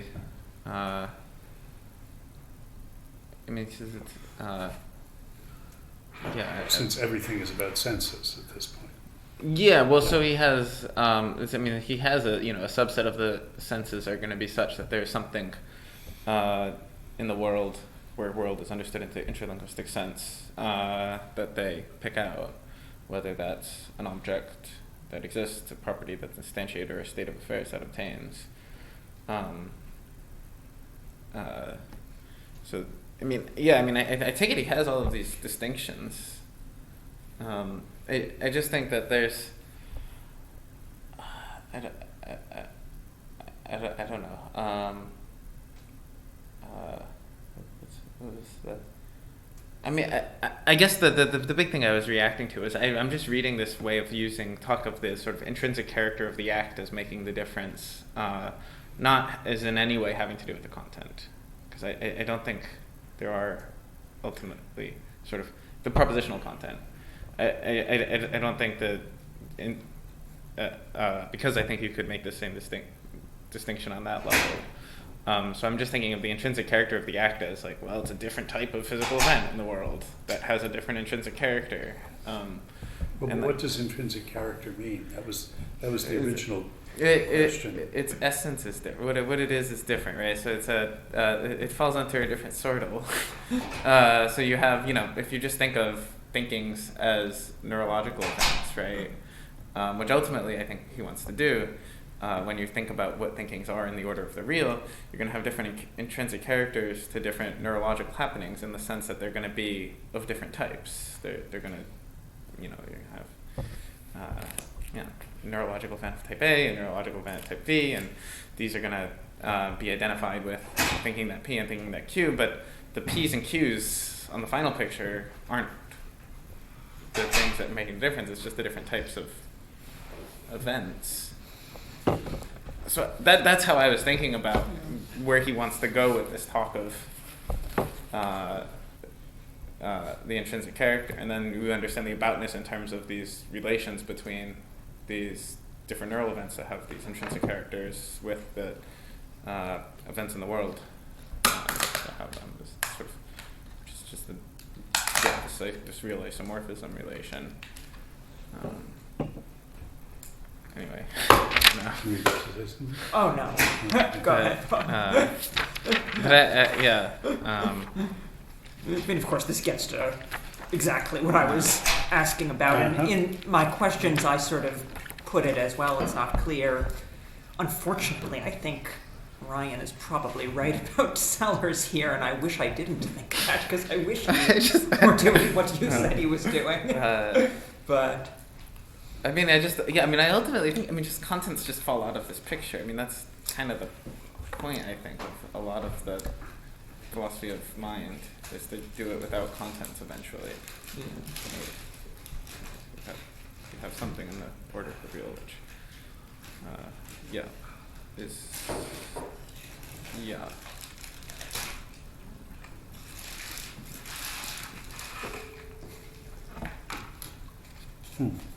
But I don't know.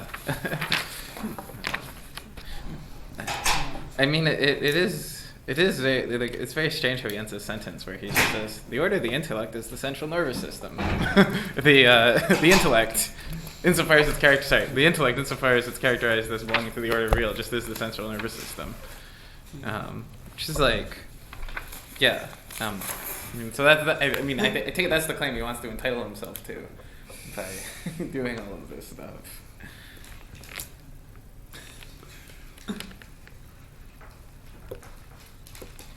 Well, one way of thinking about it is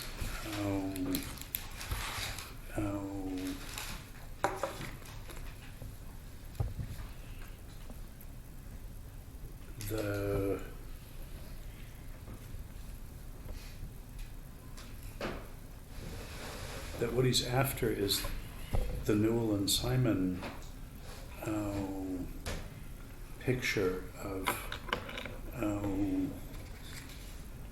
the mind is to the brain as the software is to the hardware, where from their point of view, we used to be puzzled about how anything physical could be rational, because to be rational you have to pay attention to contents of the thoughts. But when the physicists go out and tell us what things exert forces in the world, contents don't come up.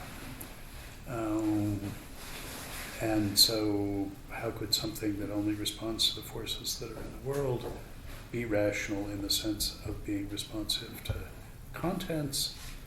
And they say, well, what we do is we have, and when we're going to build one, we'll set up an isomorphism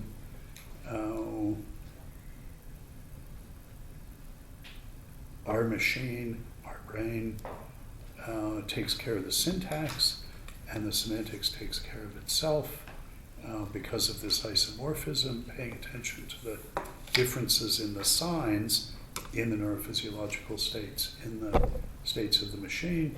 We've cunningly set it up in our machine, and we have gotten to the point where we have this isomorphism so that the physical thing is only responding to neurophysiological differences, but those are correlated with these others, and it's no more mysterious than how your calculator can add numbers when it's not interacting with numbers. It seems like that view is what he's after. I mean, Newell and Simon would get there for another decade. On the other hand, they may have been clearer about it than he was too. I mean, I'd be disappointed if that was, if he didn't have, if that was all of it. Yeah, no, it's definitely, definitely not. Okay.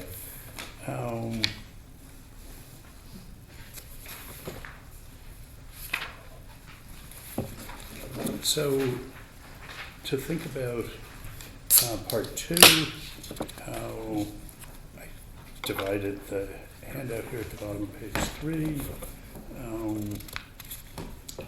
I've argued above that there's a sound core in the Thomistic contention that the act of sense is isomorphic with its external cause. And this is base white and base triangular isomorphic with derivative white and derivative triangular. So up at the top of the page, according to at 22, according to this alternative account, our concept of a sensation of a white triangular thing, so he's here using sensation where he used sense impression and EPM, is the concept of a state of the perceiving organism which is of a kind which is normally brought about by white and triangular objects, is a kind which differs systematically from those states which are normally brought about by objects of other colors and shapes, and that's the isomorphism between the base and the derivative, and is a kind which is brought about in abnormal circumstances by objects of other colors and shapes, and hence contributes to the explanation of the fact that objects viewed in abnormal circumstances seem to be other than they are. So it plays a role in the explanation of our mistakes. So that's what he's referring to here when he says there's a sound core to the Thomistic contention that the act of sense is isomorphic with its external cause, but that rightly understood, both terms of this homomorphism belong to the real order. So there's no knowing going on here. This is all part of an ordinary physiological explanation. So they're wrong in thinking that we're at the cognitive level yet. I shall draw a sharp distinction between what I shall initially characterize as two dimensions of isomorphism between the intellect and the world. An isomorphism in the real order, and an isomorphism in the logical order.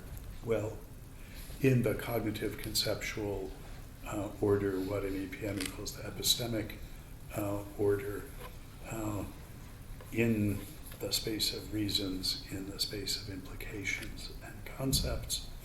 I shall use the verb to picture for the first of these dimensions and the verb to signify for the second. And here I'll mention that notion of picture is not to be confused with Wittgenstein's notion of picturing. Wittgenstein's notion of picturing is the notion of signifying that he's using here.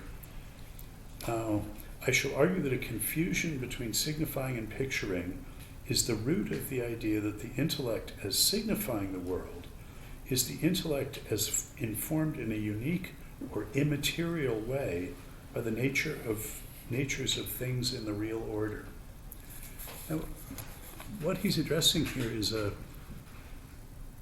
subtle conceptual point and an interesting hermeneutic point. People have been arguing for a long time in a compare and contrast way about the Cartesian immateriality of the mind by contrast to the Thomistic immateriality of the mind.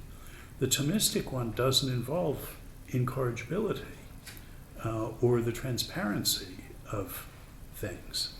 And yet it's striking, they have a notion of the mind as immaterial as well. And Sellars here is diagnosing this. It's a different kind of immateriality than the Cartesian mind has. The Cartesian mind has got that intrinsic contentfulness that's independent of its relation to what it's about, which the Thomistic one does not have. That's what's progressive or right about the Thomistic one. And the Cartesian has piled on in picking out the intrinsic character of mental things, these epistemic features of incorrigibility and transparency. So incorrigibility, if you think something's going on in your mind, then it is going on in your mind. You can't be in error about that. And transparency, if something is going on in your mind, then you know that it's going on in your mind. You can't be ignorant about it. Those are the two principal dimensions of Cartesian immateriality. That's not Thomistic immateriality.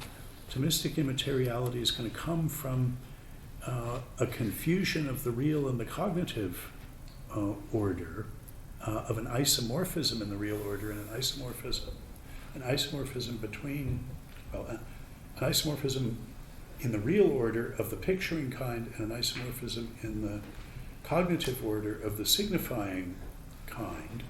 Now, we already saw a confusion like that with sense, where sensing was thought of as a kind of knowing, as a cognitive matter. But he's put that to one side and said, no, the isomorphism, there was only one isomorphism really there, and that was in the real order. So it's going to be a different confusion here on the side of intellect, even though Thomism uses a single notion of immateriality for the sense and the intellect. And he's saying, well, in each case it's a manifestation of not distinguishing things in the real order from things in the intentional order, but the problem is different in the two cases. So, I mean, this might just be tangential and not important, but I recognize that there's this distinction between Sellars' use of picturing and Wittgenstein's use of picturing, especially the early Wittgenstein, but I'm wondering if we read the Tractatus irresolutely, whether or not there are analogous distinctions going on in both, something like the relationship between the logical form isomorphism between elementary sentences and objects and their external relations as picturing in the first instance, and then truth functions with elementary sentences as signifying in the second relation or something of the sort. Mostly I'm concerned about if we think if we go in for realism about symbols, then it seems like there's reason to think that there are analogous distinctions. So Sellars is going to say that the projection relation in the Tractatus that relates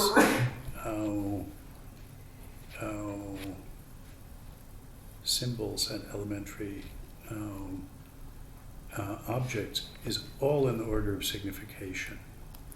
And that's why it's propositional facts that picture facts and facts about objects.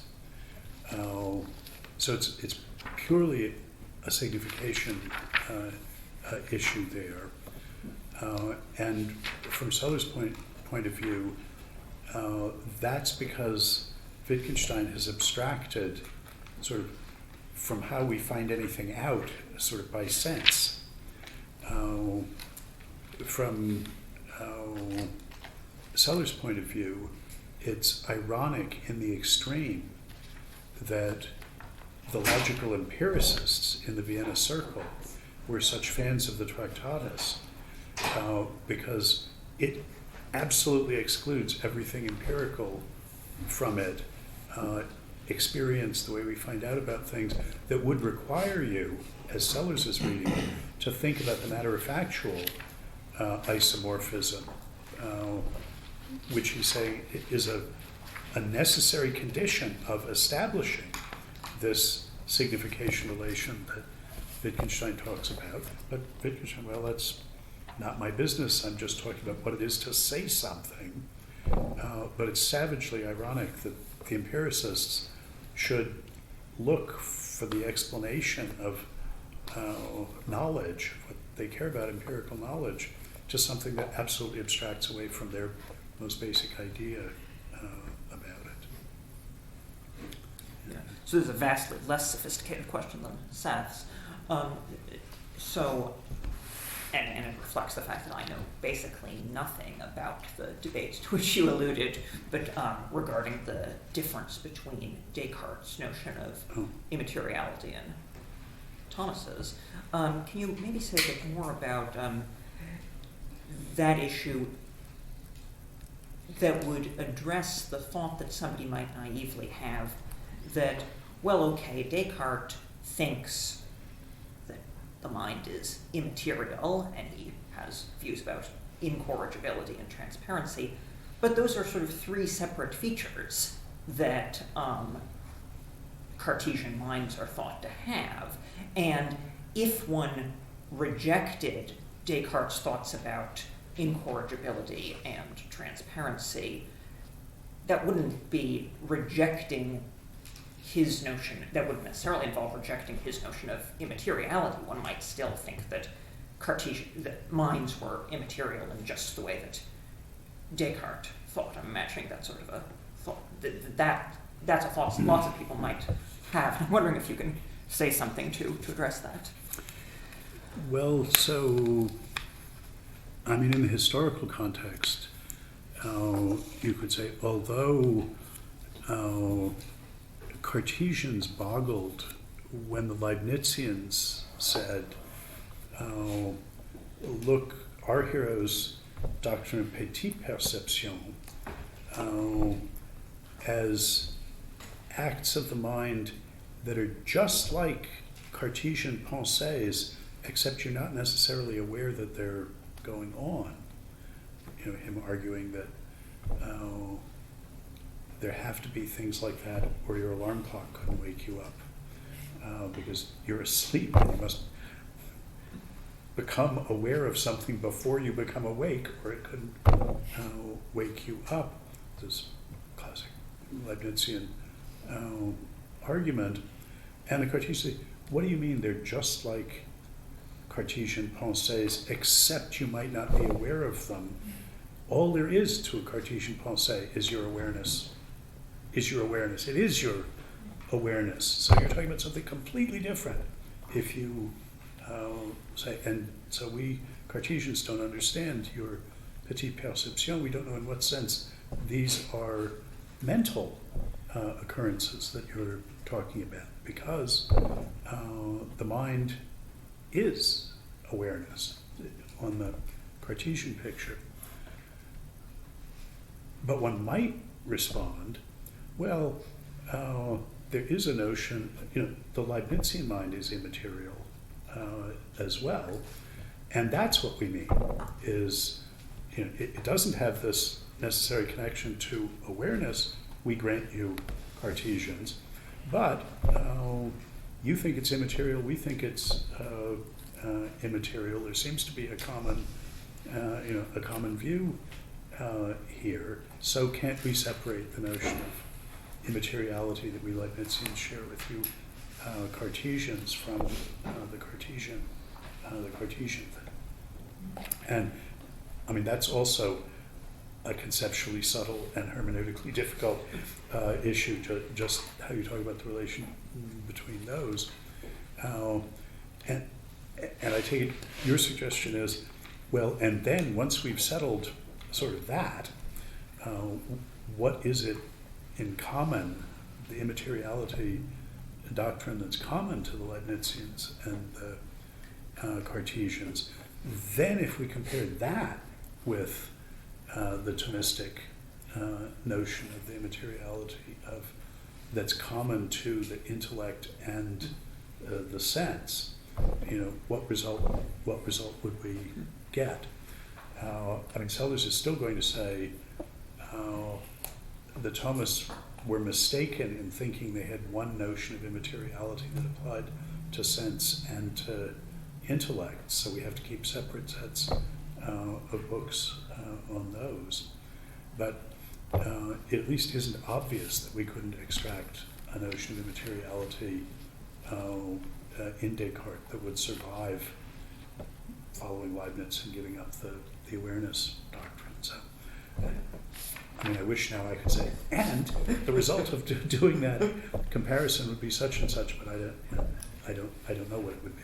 Yeah, I mean, naively, one might think, well, okay, immateriality, well, that's not materiality. So you have some story about what it is for something to be material, and then, well, immaterial things are, well, anything that doesn't meet the criteria for being material. And it wouldn't have been obvious that Thomas and Descartes and Leibniz have to have different understandings of what it would be for something to be a material thing. But then one thinks, well, okay, if immaterial is just not material, then... Well, I think probably you're not going to get much more in common between Descartes and Leibniz than not spatial, not extended. That they have in common, and that's a thing to mean by material, and so by immaterial. And Thomas doesn't care about extension. That's not the issue. But I'm not a good person to ask about the Thomism either. You should ask Christian Bildberg about this. Okay, so continuing Sellars' line here, still saying what he wants to say. Although the intellect signifies the world by virtue of picturing it, and the question I'm going to be unable to resolve is what that by virtue of comes to for him. Nevertheless, signifying and picturing are radically different relations, to which I will now add that they take radically different terms.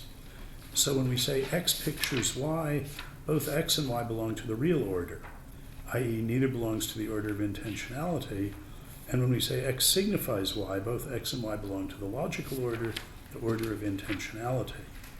So the two statements, the intellect pictures the world and the intellect signifies the world, though closely related, belong to different orders of discourse, and while the term intellect and world as they occur in A are not merely homonyms by simple ambiguity with the same expressions as they occur in B, they nevertheless have different meanings, though they're related.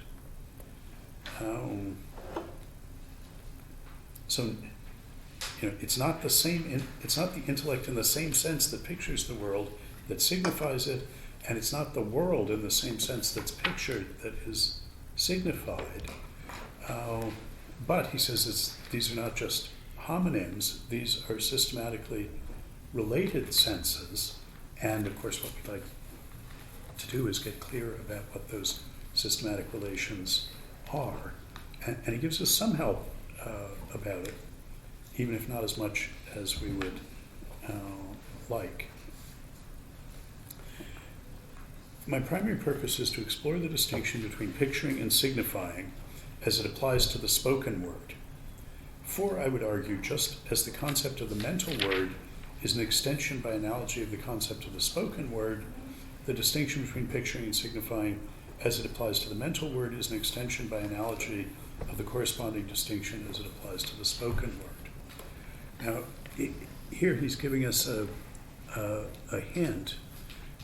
He thinks there is a difference between the spoken word and the mental word. But Sellars is going to tell that story in terms of his notion of analogical concepts, that you can only understand the notion of a mental word if you already speak spoken word talk and apply the analogy to sort of inner goings on of ours in the way the genius Jones did. In the Thomistic sense, they're distinguishing between the spoken word and the mental word because only the mental word has this peculiar property of being immaterial, which he's going to diagnose as a running together of something that's true in the real order and something that's true in the conceptual order.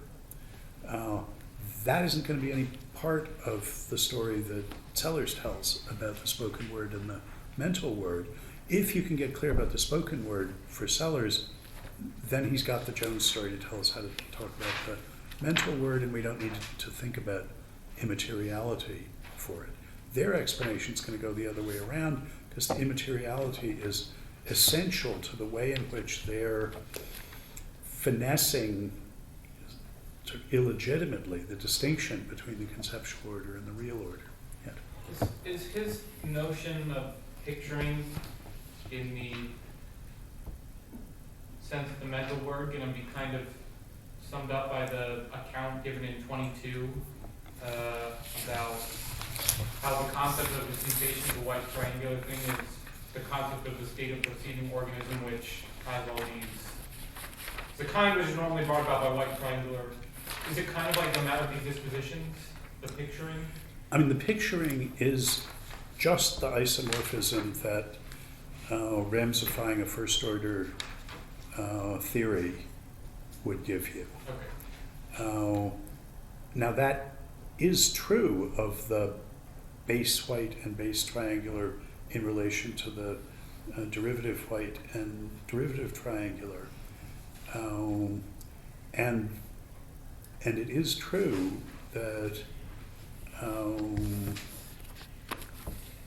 for it to be picturing, the picturing states have to be systematically brought about by the states that they picture. So it's going to have that feature.